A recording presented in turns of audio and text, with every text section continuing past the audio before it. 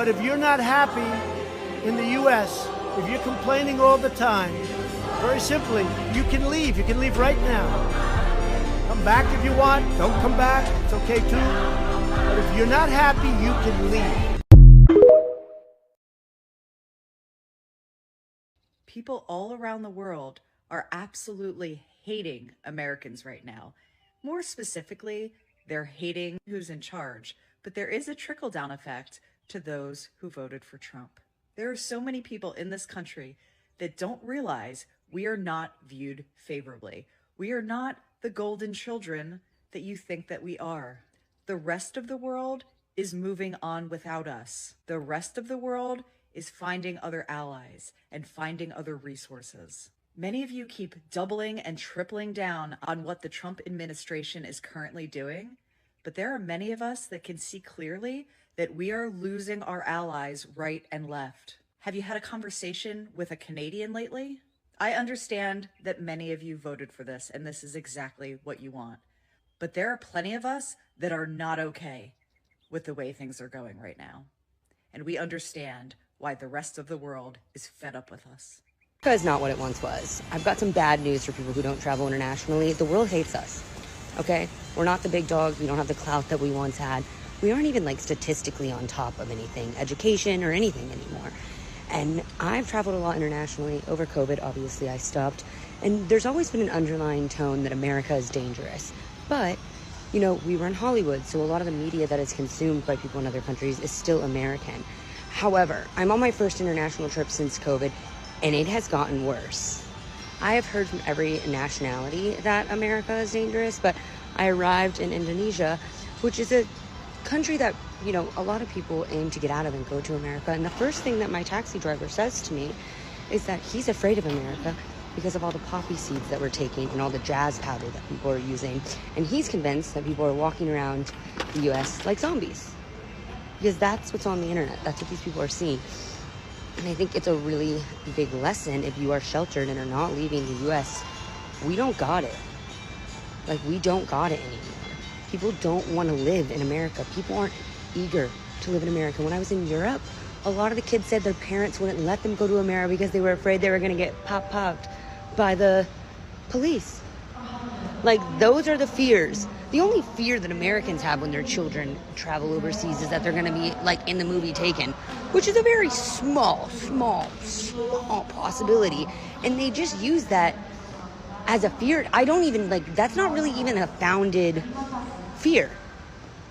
People aren't taking Americans when we go, because you know how big of a hell case they would raise if some little white girl went missing? That's not what's happening. But what is happening is other people from other nations are going to America and bad things are happening to them. So, just a reminder, we ain't shit. Americans are going to have a hard time accepting and understanding. Donald Trump has destroyed America. America is over, at least as we remember and understand it. The United States as a country will continue to exist, but it'll be different. So look, the world is done with America, and most Americans are too. Think about that for a second. For decades, this country has sold itself as the greatest nation on earth. The land of freedom, the land of opportunity, the model that the rest of the world should follow, that the rest of the world should look up to. That story worked for a while. It was powerful enough to cover up the cracks. But the cracks are just too big now, and people aren't buying it anymore. Not the world outside of America, or the people who live inside of America. Nobody believes the story that America is telling anymore. Nobody is buying it. Let's start with how it looks on the outside. Other nations pay attention to what America does, not just what it says. And what they see is contradiction. America talks about democracy, but history has shown that it has interfered with elections and overthrown governments all over the globe. America talks about peace, but it's been at war almost non-stop for generations. America talks about freedom, yet its foundation is built on stolen land, on exploitation, on slavery. And the people who live outside of the U.S. can see this clearly, and they're tired of pretending that they don't. Now, in the last decade, this global projection of America has sped up. America has pulled out of global agreements, insulted its allies, and started pushing the America First message. Now, I know at home in America, this sounded bold and noble, but to the rest of the world, it looked selfish. It looked reckless, unstable. It said America doesn't want a partnership. It just wants control. And what did other nations do? They started making their own trade deals. They built new alliances that didn't include the U.S. Some even started making plans to move away from the dollar. And that is how empires decline. Not all at once, but step by step, as the trust erodes. And then came the United Nations meeting the other day. This was literally the biggest stage in the world. Every nation, every leader, every camera is watching. And what did America do? America's so-called leader stood up and called climate change the greatest con job ever. That man stood up there and he mocked global cooperation. He stumbled through the speech like it didn't even matter, like he didn't even care. And then the real icing on the cake, while he's standing on the global stage with all these cameras and all these countries and all these leaders watching, this man tells all these countries that they're going to hell. Just sit with that for a moment. Think about that. The so-called leader of the free world, standing in front of the entire planet, telling every nation in the world that they're going to hell. And what was the response? The world laughed. They didn't clap. They didn't cheer. They laughed out loud. That moment right there was the mask slipping in real time. On the biggest stage there is, the United States wasn't seen as a leader. It wasn't respected as powerful. It was laughed at. And that laughter is the cherry on top of everything I've been saying. Because when the world laughs at you, they're not taking you seriously anymore. You're done. You're cooked. Now, while the world outside of America is losing faith in America, the people who live in America are also losing faith in America. Look at the daily life we have here. The wages that we make have been stuck for decades, yet the rent and everything else is getting more expensive every second, every minute.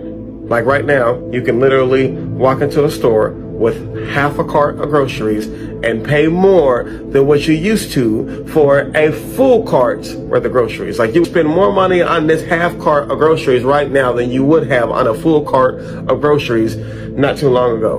Like you're working harder and harder, but your money stretches less and less each year. The world has not only seen who this man is, the world has literally seen how this man has literally destroyed every single thing that every black person have literally built, and every single thing and special thing that comes in the name of America.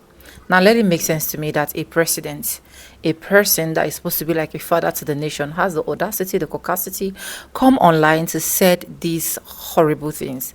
Things like, if you're not comfortable, even as an American citizen, leave the country. You're free to go anywhere. If you want to come back, fine. If you don't want to come back, like, you don't care. Like, who does that? And in this video, we are going to be exploring more of why people are literally tired, why Americans themselves are literally tired. And it baffles me, or it pains me so much, that every single sweat that Black Americans have put into creating America, building America, inventing in America, making name for America, just one man, just because of his racism, just because he don't want to listen, just because he's an authoritarian, he's a dictatorship, just want to destroy it within a split of a second. Welcome back to the channel. My name is Sonia. Subscribe, like, comment, and share. Credit belongs to the original creators of every single clips and stitches we have in our today's episode. And I want to say a very big thank you to every single one of you liking, commenting, sharing, dropping super thanks. Also join my membership. I do not take you guys for granted. You guys are absolutely the best. And with that being said, let's dive right into this video, and I'll be back with commentaries. Let's go watch, guys. America is not what it once was. Oh, but America was never what it once was. That's the big reveal. That's the final lesson learned of the crumbling empire, when the people within it start to acknowledge that all the flowery stories, the highfalutin ideologies, the heroic tales that they grew up being taught to identify through were always just lies, were always just propaganda crafted by the ruling class as an excuse for their own existence, as a motivation for the peasant folk to continue soldiering on and carrying the weight. You're part of something greater than yourself. And you're hardly alone in this lesson. I mean, one of the most common tactics utilized is the appeal to a return to the good old days. Basically, every generation of samurai fetishized some previous generation of samurai, where men had real honor and things were the way they should be, and those were the real samurai. Countless Roman emperors and politicians and generals committed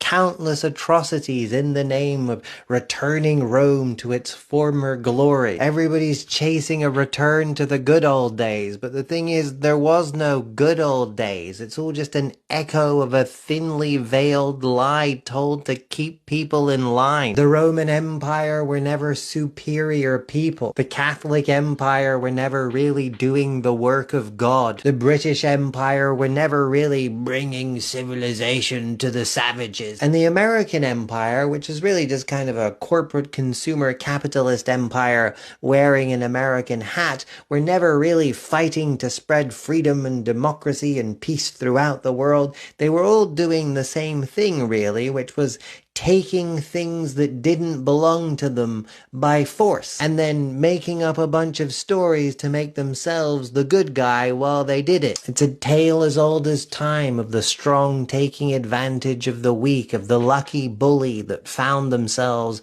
at the right place, at the right time on the world stage, and were able to transform that moment of luck and prosperity and strength into a dynasty built on a foundation of lies and violence and deception. Now, I will admit that this current iteration of ownership class have been particularly crafty. They have learned lessons from previous mistakes. See, rather than trying to glorify themselves as noble elites chosen by God to rule over you, they've glorified the system by which they rule, the free market capitalist economy and the sacred democracy, and don't think it's a coincidence that people have been conditioned to conflate the two. They've taken a global economic system of control and oppression and transformed it into an ideology, nearly a religion, and it's written into the ideology that the system is synonymous with freedom and prosperity. That way they get to hide in plain sight as job creators, as innovators, as men of industry whose tendrils spread throughout the world, across borders, globally, through invisible economic means, insulating the empire itself from responsibility from the damage being done in its name, for the slave labor and the blood spilled and the theft of resources, for the necessary evils required for this empire to be able to grow and prosper. Like, hey, don't look at the news right now. And I'm like, why? What happened? And she's like, well, you're at the airport, and I don't want you to get upset because, you know, you said you can't yell at the airport. And I'm like, because I am. I'm still at an airport. And I'm like, Mom, what happened? And she's like, the Trump immunity decision just dropped from the Supreme Court. And I just scrolled through that. So we cooked. Y'all, listen, I don't want to catastrophize too much. I don't want to ruin your Monday. The Supreme Court decided to do that instead. I don't want to ruin your July 4th. Your July 4th is fucking meaningless. Right now, the Supreme Court basically just said president can do whatever the fuck they want. And then when they leave office, you can't really be prosecuted. You have to prove that that wasn't presidential. That's what they said. It has to be an unofficial act. An unofficial act. So as long as they put it on presidential stationery, it's fine. As long as it says from the office of the President of the United States on the top, then that's official, baby. And we can spend decades in court arguing otherwise. So here I am, still stuck in an airport, and here we are, just being proven over and over again that the writers have been writing this nation real shit, and we cooked. That's it. That's where I'm at right now. We cooked. Have a good day. Hope you guys have enjoyed it so far. Make sure y'all turn the lights out when you leave America. Why poor white people continue to support Donald Trump, even though his policy directly makes their lives even worse, is because they don't actually vote for politicians on the basis of policy. They actually vote for ideology. Donald Trump embodies whiteness and he upholds white supremacy. And for a lot of poor white people who have accomplished nothing in life, who have very little access to opportunity, upholding something that gives them worth, even though it's based on the one thing that they had no control over, even though it's based on a lie, is more important than fighting for a system where everyone benefits. And this is why there's always this sort of state of confusion when people say, how can you vote against universal health care? Why would you not want more money going to schools? Why are you okay with a politician blatantly taking your tax dollars and pocketing it, rather than using it for the greater good? When poor Europeans came to America, they received a benefit in America that they were not afforded in Europe, and that was whiteness. And all they had to do was abandon everything they learned in Europe, abandon their heritage, their language, their customs, their traditions, anglicize their names, and they were afforded every single privilege that they did not have in Europe. They could be entrepreneurs, have access to loans, send their children to good schools. They were finally on the top of the hierarchy. And I don't think people realize how much success in building wealth and having money is tied up into whiteness. It is a political term that was born out of capitalism. And so for these white people who have not actually succeeded under this system, whiteness means everything to them. This is why you have poor people who are so against systems like socialism, even though it would give them more power. It would give them more agency. That would actually require that they give up the one thing that they value the most, the one thing that gives them value. And if that means worshiping someone like Donald Trump, while he destroys Social Security, makes their lives more unaffordable, makes it more difficult for them to access healthcare, that is what they're willing to sacrifice. Opinions on why they don't like Americans. I'm an American that's been living in Amsterdam for about 8 years now. I'm completely integrated. My partner is Dutch, which is why I moved out here. I speak the language. I've got primarily Dutch friends. And here are some of the reasons why I have found that the Dutch, particularly, don't like Americans. So the Dutch mentality is all about nuchterheid is the word that they use. And it's about being down to earth. It's about being level-headed. It's about being just like everybody else. Nobody is better than anybody else. And if you look at the American mentality, it's completely the opposite. It's about trying to be better than everybody else, trying to be the star, trying your hardest to be something. They find that type of mentality completely rude, dishonest, and how they like to call it, fake. The second biggest reason is because Americans are brought up with the idea that America is better than everybody else, this savior complex that they saved everybody. They are the example, and that couldn't be further from the truth. If you look at things like gun control, healthcare, safety, equality, I mean, the US is the worst. Not admitting to that is something that they completely hate. And lastly, I don't know why, but there is this view that Americans are dumb. We are just dumb to them. I think that's something we're never going to be able to change. They're always just going to view the American mentality, the American mindset as just dumb. After 8 years living here, I can safely say that I totally agree with the Dutch mentality, and I share their view on us Americans, sadly. As much as I love my American friends and my American family, I don't love my country, and I only saw freedom and opportunity until I left. A great question, and I genuinely believe that I know the answer. People from other countries are not fed the same propaganda that we are. People from other countries have better critical thinking skills than half of the people in the US. People from other countries are not raised to pledge blind alliance to their country.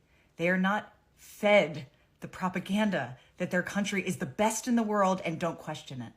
But there are so many Americans that still believe this. There are so many Americans that can be told that Donald Trump is not doing the things that he's doing, and they'll believe it.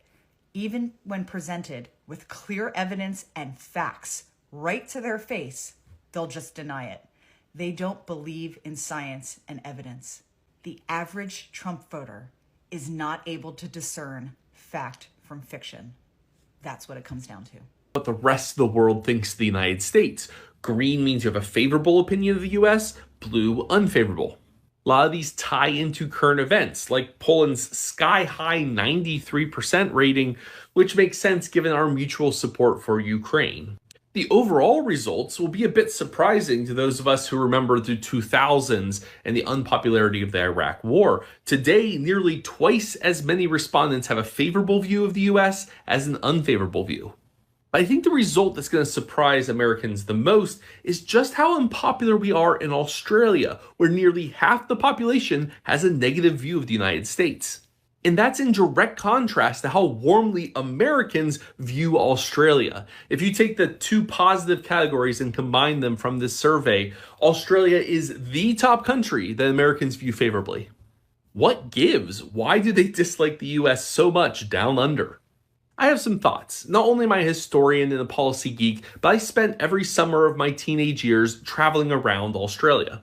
And the first thing to remember is that Australians all learned in history class that they spent the last century playing second fiddle to the imperial ambitions of their British colonial overlords and then on the behalf of America in Vietnam and the Gulf War. For example, one of the biggest blockbusters of the 1980s was the movie about the Battle of Gallipoli, starring none other than a young Hottie McToddy, Mel Gibson over here, where British officers callously threw Australian troops at prepared Turkish trenches. In the 1960s, Australians very much felt that once again, Australian troops were being sent, this time to Vietnam, to fight for the imperial ambitions, this time of America instead of Britain. The largest per capita anti-war protests in the world were actually in Australia. And so for many Australians in the 90s and the aughts, it felt like Australia was repeating that history all over again, this time in the Middle East. But the thing that I actually heard the most as a teenager in Australia, especially in the 90s, was a sense that the US wasn't playing fair with Australian farmers. Now, you and I don't spend a lot of time thinking about agricultural policy, but it's a big deal in Australia. It is a net exporter of all kinds of agricultural goods, especially sheep. I remember sitting in a ute, a truck, with an Australian farmer who was just spitting mad at Bill Clinton for hypocritically lowering tariffs with Mexico and Canada as part of NAFTA, but raising tariffs on lamb exports from Australia. The US is used to getting its own way regardless of what anybody else thinks about it, but imperial entanglements and trade protectionism makes us enemies where we should be making friends. Other countries. Do you want to visit us anymore? No, just flat out no. And the ones who do want to go to the US, it's because they do not truly understand what it's like to actually live in the US. So I'm going to break it down for you. The American dream is dead. America is for the wealthy and nobody else. Another thing is, I'm afraid of being unalived at every single point. Like, I step out of the house, whether it be the grocery store, at a restaurant, it doesn't matter. And I'm a privileged person. I am a white person, and I am afraid of the pew-pews. I cannot even imagine what it's like for people who don't have my skin tone. Another thing, it's very hard for me to make friends being outside the US, like even for a year. Like, it's one of two things. Either they get this look on their face where I'm just like, okay, they just really don't care, or they see me as bragging. Also, the food is designed to make us sick, and don't even get me started. Anyways, welcome back guys, and thank you so much for watching. Hope you guys literally enjoyed every single clip that I literally rolled out for you guys. Just like these ones that you guys see in this particular video, I can tell you for a whole fact that a lot of Americans are literally fed up in America. A lot of them just want to leave. A lot of them just want to go to any other place to just breathe, because this man is making America not breathable, especially for people that built this country, for people that suffered, for people that went in depth to make everything that is making a lot of people to recognize America. Now the world is not only seeing America as something that is not moving anymore, the world has also seen the orange man for who he literally is. Because as it stands, this man literally do not care. All he just needs to do is to wake up one morning, make his dictatorship work, and then he feels everything is okay. Which president can literally sit, wake up, and then impute tariff without considering every single person? But I'm first of all happy for those ones that voted for him, because they literally voted for the regime that they were literally looking for.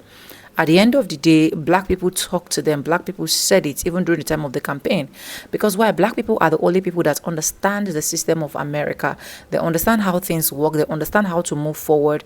And one of the things that I can literally categorically tell you why America is failing right now is as a result of this man ignoring black people's advice.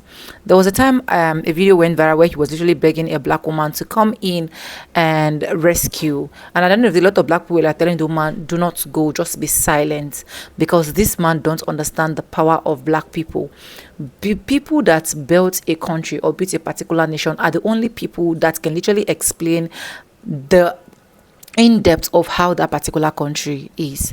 I can tell you that there was a whole lot of time where a lot of people were so happy, were so eager to move to America. A lot of people, whenever you ask them, they will tell you America is one of the best country I want to go to. Do not get me wrong, I'm not saying America is not the best country right now, but for what people have literally known American as, a lot of things have changed, and it's more annoying that it did not only change for good, it literally changed for evil. Look at the time where black people were literally leaders of America in person of Barack Obama. You guys can literally see how America was literally flourishing. A lot of things were coming in, but this man wake up one morning, bring tax east, west, north, and south, try to impute a lot of law that is not even supposed. It's just a whole lot to deal with when it comes to this orange man. But anyways, who am I to actually talk for him? But you can see Americans as well raging, they're furious. A lot of them are angry. A lot of them don't even want to go back. I have said it before, and I'll still say it again. I have a black American woman currently in Nigeria, and honestly, if you tell her anytime she's going back to America, she will tell you she don't even know when she's going back to America. She bought a house here, buying properties and trying to invest more in America. Don't get me wrong, I'm not saying America is a great country. I'm not saying Nigeria is a great country. Nigeria is even one of the one of the worst African countries that you can even consider if you want to come as American. I will even advise you not to even come to America if you're considering coming to Africa as something of relocation or stuff like that.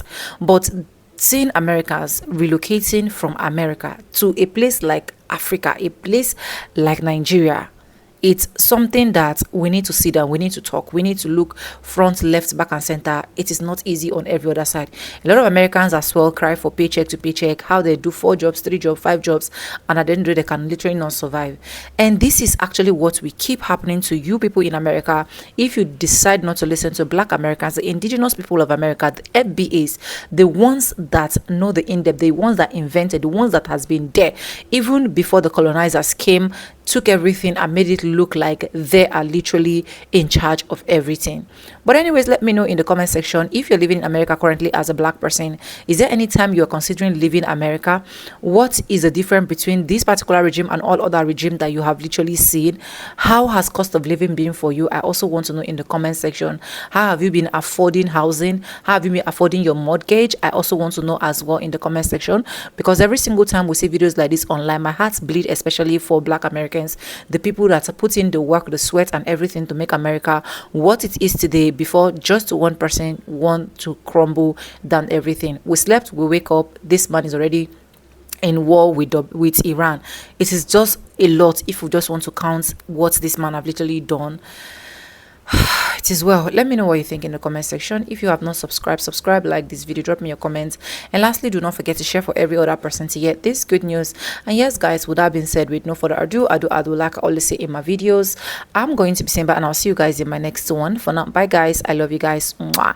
Stay tuned and don't forget to drop a comment. Bye.